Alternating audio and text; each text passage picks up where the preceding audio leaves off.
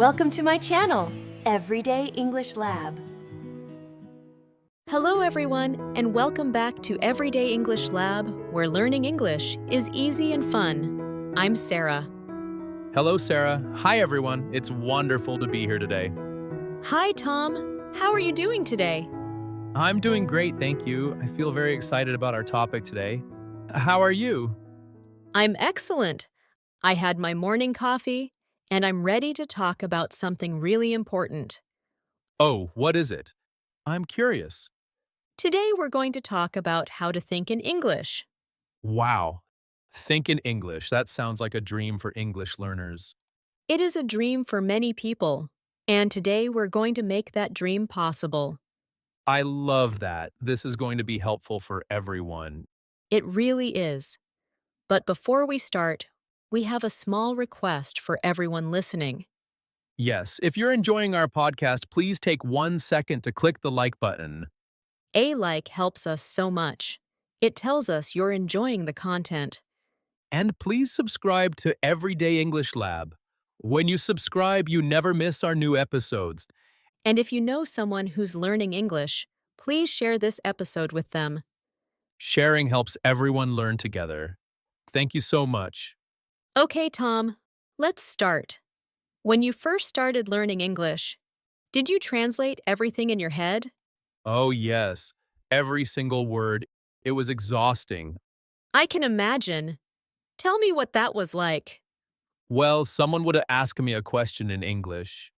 First, I would translate the question to my language. Then I would think of an answer in my language. Then I would translate my answer back to English. And finally, I would speak.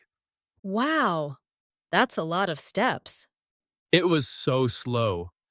By the time I was ready to speak, the conversation had already moved on. That must have been frustrating. Very frustrating. I felt like I was always one step behind. This is exactly why we need to stop translating.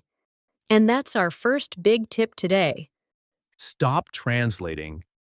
But how? I need words to communicate. You do need words, but you don't need to translate them. Instead, connect the English word directly to the meaning.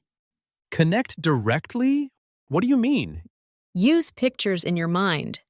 When you see a dog, don't think of the word for dog in your language. Just see the animal and think dog. Oh, so I skipped the translation step completely. Exactly. No middleman. When I say apple, you shouldn't translate it. Just see a red fruit in your mind. I understand. So if I'm eating an apple, I look at it and think apple. I don't use my first language at all. Perfect. That's exactly right.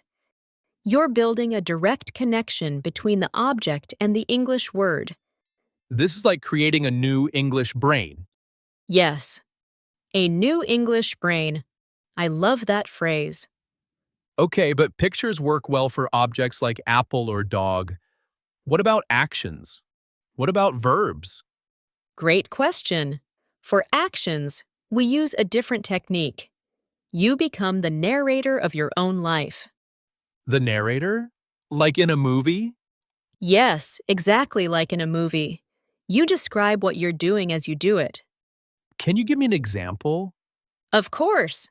Let's say you're in your kitchen making breakfast. You can say in your head, I'm opening the cupboard. I need coffee. The water is boiling. I'm pouring the coffee. Oh, I see. I'm describing my actions as they happen. Exactly. And this keeps your brain in English mode all day long. That's brilliant. So I could do this anywhere. When I'm walking, I can think I'm walking to the store. The weather is nice. I see a bird. Perfect example, Tom. You're getting it. This is like practicing English all day without even opening a book. That's exactly what it is. And the best part is you're alone, so there's no pressure. No pressure. I like that. I can make mistakes and nobody hears them. Exactly. Mistakes are part of learning. Now, here's another powerful tip. Change your environment to English. Change my environment? Do I need to move to England or America? No, no. I mean your digital environment. Change your phone settings to English. My phone? But that sounds scary. What if I can't find my settings? You won't get lost. You already know where everything is on your phone. That's true. I know where the camera button is. I know where messages are. Exactly. So when you see the word settings in English, instead of your language, your brain learns that word naturally. Oh, I see. Because I already know what that button does, I connect the action to the English word. Perfect understanding, Tom. The action teaches you the word. That's really smart. I never thought of it that way. You can also do this with social media. Change Facebook, Instagram, or Twitter to English. So I would see like, comment, share in English every day. Yes. And after a while, these words become completely natural. You don't even think about them. I'm going to do this today. Is such a simple change, but it keeps my brain in English. Wonderful. Now let's talk about another important secret. Learn phrases, not just single words. Phrases, like groups of words? Exactly. We call them chunks. They're pieces of language that go together. Can you give me an example? Sure, don't just learn the word hungry. Learn the whole phrase I'm hungry. Why is that better? Because when you want to speak, you don't have to build the sentence like a puzzle. The whole piece is ready. Oh, I understand. Instead of thinking I plus am plus hungry, I just grab the whole chunk. I'm hungry. Exactly. It's much faster. Your brain doesn't have to work so hard. This makes so much sense. What are some other useful chunks? How's it going is a great one. Have a good day. Nice to meet you. What's up? These are all chunks. I used to look at how's it going and think going where. I'm not going anywhere. That's the problem with translating. How's it going doesn't mean you're going somewhere. It's just a chunk that means how are you? Now I understand. Chunks save time and they sound more natural. Exactly. Native speakers use chunks all the time. That's why they speak so fast. Okay, I have a question. What happens when I don't know a word? My brain automatically wants to translate because I'm stuck. This is a very important moment. When you're stuck, don't run to your dictionary. Try to describe the word in English using words you already know. Describe it? But I don't know the word. Use the words you do know. For example, if you forget the word refrigerator, you can say the big cold box in the kitchen where we keep food. Oh, I see. So I stay in English mode. I use my English brain to solve the problem. Exactly. It's like a game. If you can't remember the word umbrella, you say the thing that protects me from rain. The thing that protects me from rain. I like that. This keeps my English brain active. Yes. If you look at a dictionary every time, your English brain turns off and your first language brain turns on. That makes perfect sense. I want to keep my English brain on as much as possible. Good. Now, Tom, do you sometimes feel slow when you try to think in English? Yes, all the time, my brain feels heavy and tired. That's completely normal. It's like going to the gym for the first time. The gym? Yes. When you go to the gym for the first time, your muscles are sore because they're working hard. They're not used to the exercise. So my English muscle is just weak right now. Exactly. But every time you think the sky is blue or I need water in English, your English muscle gets stronger. That makes me feel better. I thought I was just bad at English. Not at all. You're just training. And here's another tip for training. Listen to English as much as possible. Listen, even if I don't understand everything, Yes, even if you don't understand everything. Listen to podcasts, music, movies, anything in English. Why is listening so important? Because when you hear the rhythm of English, your brain starts to copy it naturally. The rhythm. Like the music of the language. Exactly. English has a special rhythm and melody. When you hear it often, it gets stuck in your head. Like when a song gets stuck in your head and you can't stop singing it. Yes, perfect example. We want English to be that song in your head. I love that idea. So listening helps me think in English because the rhythm is already in my brain. Exactly right. Now, what about reading? Do you translate when you read? Sometimes yes, especially when the sentences are long and complicated. That's a common problem. When you read, try to read for the general idea, not every single word. Read for the idea. How do I do that? Start with simple materials.